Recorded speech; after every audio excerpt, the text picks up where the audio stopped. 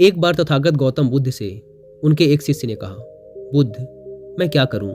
मेरा मन कहीं लगता ही नहीं। मैं मन को साधना चाहता हूं, मन को शांत करना चाहता हूं, मन को एकांत करना चाहता हूं, लेकिन मेरा मन है कि वो कहीं लगता ही नहीं, कभी शांत होता ही नहीं, हमेशा भटकता ही रहता है। अब आप ही बताइए बुद्ध कि मैं क्या करूं? गौतम बुद्ध ने उस शिष्य की बातें पूरे ध्यान से सुनी और फिर कहा, मैं आज तुम्हें एक कहानी सुनाता हूं। इस कहानी को सुनने के बाद तुम्हें तुम्हारे प्रश्नों के उत्तर मिल जाएंगे।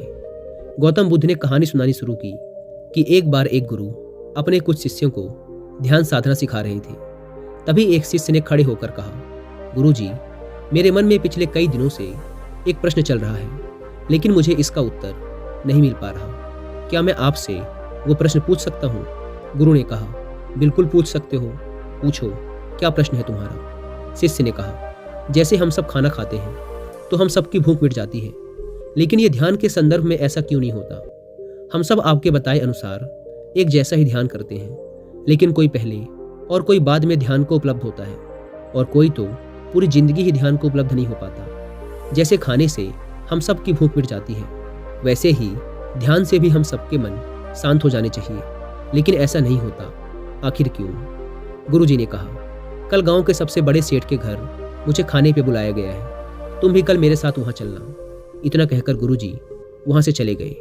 अगले दिन दोनों गुरु और शिष्य उस सेठ के घर भोजन के लिए पहुंचते हैं।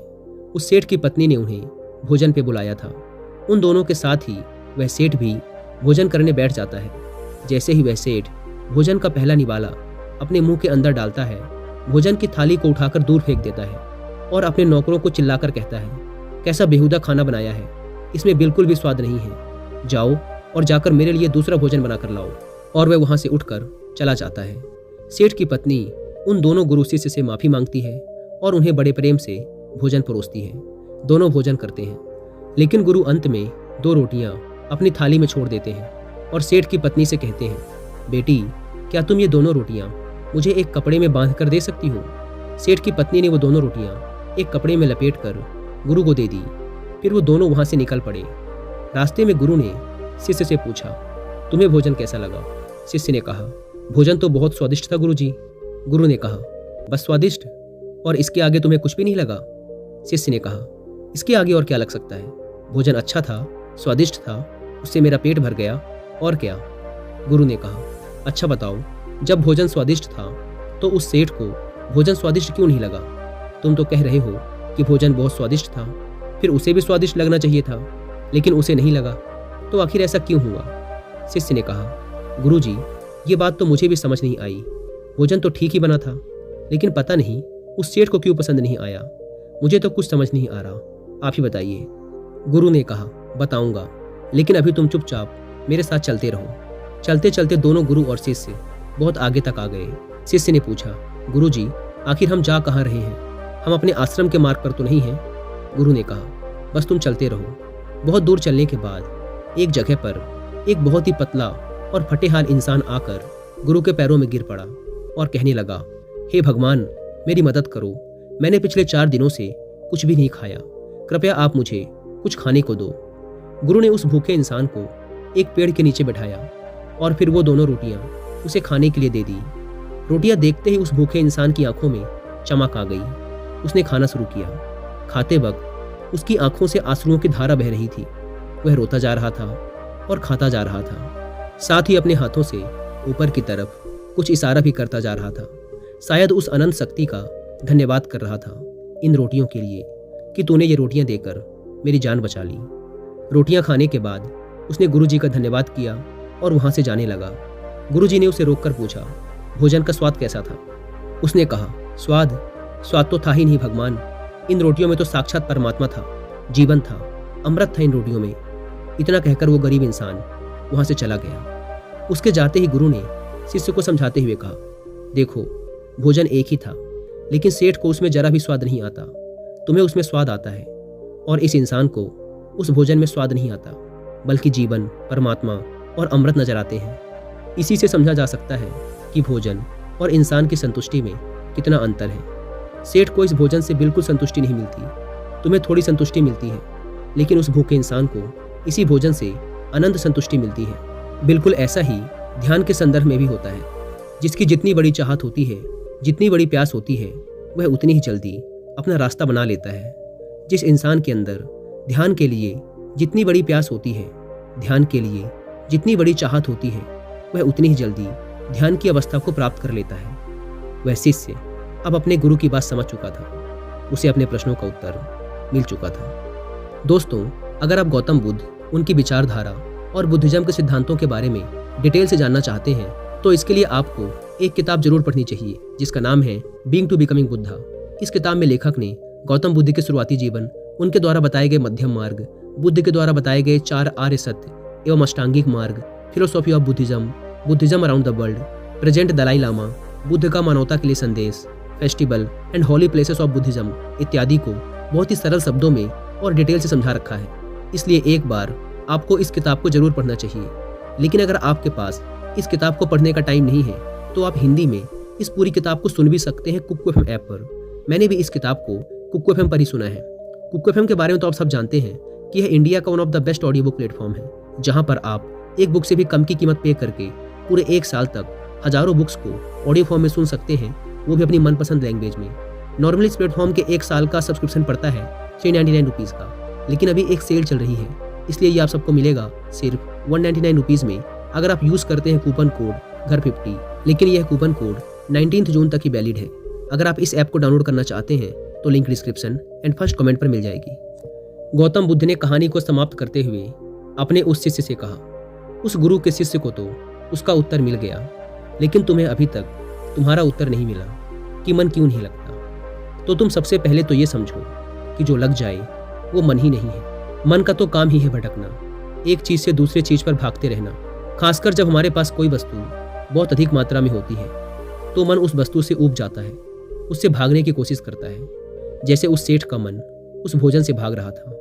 अगर कोई वस्तु सीमित मात्रा में है तो यह उस वस्तु से थोड़ा बहुत लगाव भी रखता है, जैसे उस गुरु के शिष्य को उस भोजन से थोड़ा लगाव था। लेकिन अगर कोई वस्तु हमारे पास बहुत कम है या फिर है ही नहीं तो फिर ये मन उसके पीछे भागना शुरू कर देता है और उस वस्तु को हर हाल में पाना चाहता है। लेकिन जब बात हमारे प्राणों पे आ जाए, कोई वस्तु प्राणों से जुड़ जाए, जैसे उस गरीब के लिए 2 रोटियां, तो वहाँ मन गायब हो जाता है। ऐसी परिस्थिति में मन का कोई अस्तित्व नहीं रह जाता। फिर हम भोजन का प्रकार या उसका स्वाद नहीं देखते। जो मिल जाता है हम बस उसे खा लेते हैं। फिर स्वाद जैसा कुछ नहीं रह जाता। हमारा मन भोजन या किसी भी वस्तु के लिए जो उस समय जरूरी है उसके लिए पूरी तरह से एकाग्र हो जाता है। फिर हम जो भी खाते हैं हमारे प्राण उसे अंदर तक स्वीकार कर लेते हैं। फिर वो भोजन कैसा भी हो, हमें उसमें रस आने लगता है। और ये सब केवल तब होता है जब मन जैसा कुछ नहीं होता। हम अपने मन को बहुत लगाने की कोशिश करते हैं। कोई इसे अध्ययन में लगाने की कोशिश करता है तो कोई अपने दूसरे कामों में। लेकिन तुमने देखा होगा कि मन कहीं नहीं लगता और ये लग भी नहीं सकता, क्योंकि इसका काम लगना नहीं है, बल्कि मन का काम तो हमें भगाना है, एक वस्तु से दूसरी वस्तु पर, दूसरी से तीसरी वस्तु पर। और ये मन लगातार भागता ही रहता है। जो हमारे पास नहीं है उसे ये पाना चाहता है, जो पा लिया है उससे दूर जाना चाहता है। और जब वो वस्तु या इंसान हमसे दूर चला जाता है तो ये फिर उसे पाना चाहता है। ये लगातार ऐसे ही हमें भगाता रहता है।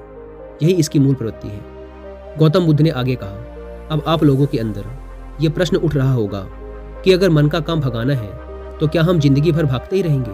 क्या कभी हम अनंत शांति का अनुभव नहीं करेंगे? क्या कभी हम रुकेंगे नहीं? अगर जीवन को ध्यान से देखा जाए तो जीवन ऐसा ही है। इंसान जन्म से लेकर मृत्यु तक भागता ही रहता है, कभी किसी चीज़ के पीछे तो कभी किसी दूसरे इंसान के पीछे। लेकिन कभी कभी कुछ बिरले लोग ऐसे भी हो जाते हैं जो इस भागा दौड़ी से बाहर आ जाते हैं। वो भागना बंद कर देते हैं क्योंकि वो जाग चुके होते हैं। वो जीवन की सच्चाई को समझ चुके होते हैं, इसलिए वो व्यर्थ चीज़ों के पीछे भागना बंद कर देते हैं। फिर चीज़ें उनके पीछे भागती हैं, वो चीज़ों के पीछे नहीं भागते। ऐसे लोग प्रबुद्ध कहलाते हैं। अब आपके अंदर प्रश्न उठेगा कि आप लोग अपने अंदर शांति कैसे ला सकते हैं, ठहराव कैसे ला सकते हैं, खुद के मन को अपने को भगाने से कैसे रोक सकते हैं? तो इन सारे प्रश्नों का केवल एक ही उत्तर है और वो है ध्यान। ध्यान एकाग्रता लाता है, मन विचलित करता है। ध्यान ठहराव लाता है, मन भगाता है। मन लालच पैदा करता है, लेकिन ध्यान उस लालच को देखने और महसूस करने का रास्ता प्रदान करता है। मन कहता है ये भी ले लो, वो भी ले लो, लेकिन ध्यान कहता है जो तुम्हारे पास है पहले उसे अच्छे से जान लो। ध्यान तुम्हारे अंदर एकाग्रता लाता है, लेकिन तुम ध्यान को लेकर भी भ्रमित रहते हो। तुम आंख बंद करके बैठ जाने को ही ध्यान मानते हो। मानो कोई एक स्त्री है जो बहुत अच्छा गाती है। जब वह गाती है तो उसमें पूरी तरह से खो जाती है, उसका मन गायब हो जाता है। यही उस स्त्री के लिए ध्यान है, और यह इसलिए होता है क्योंकि उस स्त्री को इस काम में रस आता है, आनंद आता है। यही उसकी प्रकृति है, यही है जो वो बहुत अच्छे से कर सकती है। वो वही कर रही है जो वो हो सकती है। एक माली है, जब वह बागवानी करता है तो उसमें खो जाता है। वह अपने प्राणों से पौधों को पानी देने का आनंद लेता है, इसमें रुचि है उसको। यही उसकी प्रकृति है। जब वह बागवानी कर रहा होता है तब उसके मन में किसी प्रकार की कोई हलचल नहीं होती। वह उस समय ना तो अपने अतीत के बारे में सोचता है और ना ही अपने भविष्य के बारे में। वह उस समय पूरी तरीके से वर्तमान के क्षणों को जी रहा होता है, और यही उस माली के लिए ध्यान है। जो व्यक्ति असल में जो है, अगर वो वही होने लगे तो उसके जीवन में स्वतः से ही ध्यान घटित होने लगता है, वह एकाग्र होने लगता है। लेकिन जब कोई व्यक्ति कुछ होने की कोशिश करता है जो असल में वो नहीं है, तो फिर उसका मन उस पर हावी होने लगता है। उसकी एकाग्रता खत्म हो जाती है, वह भागना शुरू कर देता है। अगर वह सब कुछ पा भी लेता है तब भी सोचता है कि कुछ तो रह गया है, और उसका यह अधूरापन कभी पूरा नहीं होता, क्योंकि जो वो हो सकता था, जो उसकी प्रकृति थी, वह वो नहीं हो पाया, और उसके सिवा सब कुछ हो गया। और ऐसे ही हम अंदर से अधूरे रह जाते हैं। तब हमारा मन कहीं नहीं लगता। मन की तो प्रकृति ही नहीं लगने की है। जो लगता है वो तो ध्यान है, वो तो एकाग्रता है। और जिस काम में आपको ध्यान मिल जाए, एकाग्रता मिल जाए, समझ जाना उसी के लिए आप बने हैं। उसी को करके आप पूर्ण हो सकते हैं, संपूर्ण हो सकते हैं।